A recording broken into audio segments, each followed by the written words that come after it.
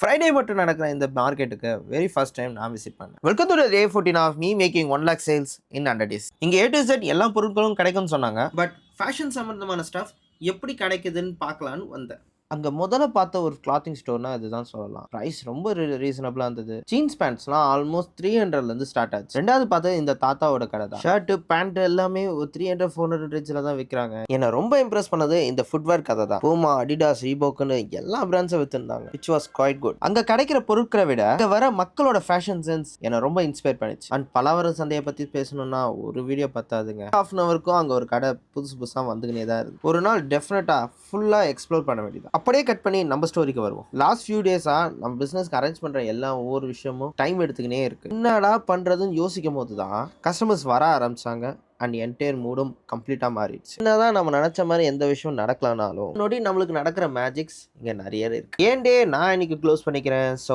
நாளைக்கு பார்க்கலாம்.